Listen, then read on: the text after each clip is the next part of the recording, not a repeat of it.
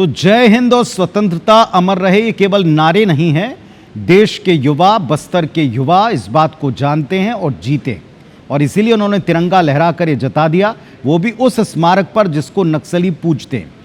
ऐसी जगह पर तिरंगा लहराकर एक मुंह तोड़ जवाब देने की, तमाचा मारने की कोशिश की तो कायराना करतूत जो नक्सली करते हैं, ढेरों की संख्या में आते हैं और निहत्थे व्यक्तियों को घेर कर जन अदालत लगाकर उनका कत्ल करते हैं। अब की बार भी ऐसा हुआ, लेकिन इसका मुंह तोड़ जवाब मिलेगा, ये बात तय।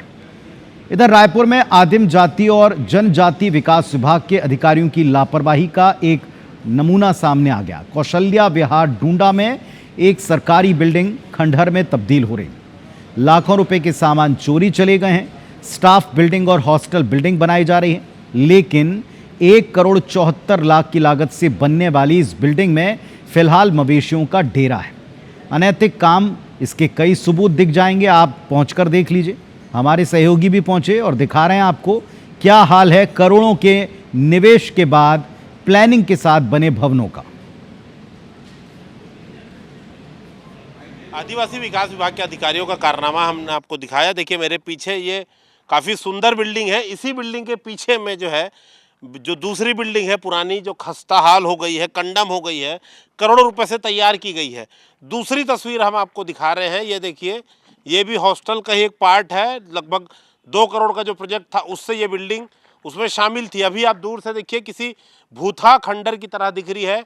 किसी भी खिड़की में ना ग्रिल है, ना ग्रेनाइट है, ना चौखट है, दरवाज़ा, सब कुछ चोरी हो चुका है। अब आपको सीधे हम अंदर ले आकर दिखाएंगे कि इसका क्या हाल है, कि चोरों ने रत्ती भर का सामान भी यहाँ नहीं छोड़ा। एक तस्वीर हमने आपको दिखाई थी कि कैसे मवेशियों ने कब्जा जमा के रखा है। दूसरा, चोरों का यहाँ पर कैसे उत्पात हुआ है। देखिए बिल्डिंग के फर्स्ट फ्लोर पर हम आ चुके हैं। काफ़ी अनैतिक चीज़ें यहाँ पर पड़ी हैं, हम आपको जो दिखा नहीं सकते। मगर जो दूसरी तस्वीर है, आप देखिए, यहाँ जो पत्थर और ग्रिल लगे थे, देखिए कब्जा जो लगा था उसे निकाल कर लोहा चोरी कर लिया गया है। ग्रेनाइट पत्थर था वो भी चोरी कर लिया गया है। किसी भी दरवाजे में आपको खिड़की नहीं दिखाई देगी। अब देखिए सब यहाँ से उखाड़ कर टाइल्स और पत्थर ले जाया जा चुका है। बिजली का सामान भी आप देखेंगे तो किसी भी बोर्ड पर एक भी वायर आपको नहीं दिखाई देगा। बल्कि जबकि इसके बगल में आपने देखा कि कितनी सुंदर बिल्डिंग बनी है, पेंट हो रहा है। जबकि इस बिल्डिंग का अगर सुरक्षित रखे जाती है ये बिल्डिंग, तो पूरे तरीके से उपयोग आ सकती थी। देखिए ये टाइल निकालने का प्रयास किया गया है। जितनी साबुत टाइल्स निकली होंगी वो चोरी करके ले जा चुके हैं। बाथरूम का कमोड, शावर, नल, सब कुछ यहाँ से चोरी हो चुका है। तो लगभग 2 करोड़ रुपए की बिल्डिंग थी है, उससे आप सोचिए कि सारा सामान चोरी हो चुका है। सिर्फ अनैतिक कार्यों के ये काम आ रहा है, तो काफ़ी बुरा हाल है। देखिए आदिवासी विकास विभाग का राजधानी में हम आपको तस्वीर दिखा रहे हैं। दंतेवाड़ा, कोंडागांव, बस्तर में तो हमने आपको दिखाया कि कैसे सैकड़ों करोड़ रुपए की चोरी हुई। लेकिन आप सोचिए कि ये राजधानी का हाल है, जहाँ पर कलेक्टर बैठते हैं, खुद आदिवासी विभाग के कमिश्नर बैठते हैं, आयुक्त बैठते हैं। आप सोचिए ये स्थिति है, तो काफ़ी बुरा हाल है। आदिवासी बच्चों के अधिकार का करोड़ों रुपए का बंदरबाट भी हो रहा है और उसमें भ्रष्टाचार के साथ साथ लापरवाही भी हो रही है।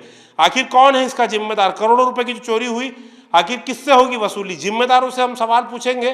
फिलहाल एक आंख खोलने वाली शर्मिंदगी भरी तस्वीर हमने दिखाई है। देखते हैं सरकार इस पर क्या एक्शन लेती है। कैमरामैन नरेंद्र मार्कंडे के साथ संदीप शुक्ला, IBC 24 रायपुर से। अभी मैंने संबंधित अधिकारियों को निर्देशित किया है कि वस्तुस्थिति क्या है। हम एक बार वस्तुस्थिति से पूर्ण रूप से अवगत होने के बाद क्या उसमें आवश्यकता है कि उसे फंक्शनल किया जा सके और किन कारणों से वो नहीं उपयोग में आ रही है और कौन लोग उसके जिम्मेदार हैं, उसकी फिर हम उसकी नियमानुसार कार्रवाई करें।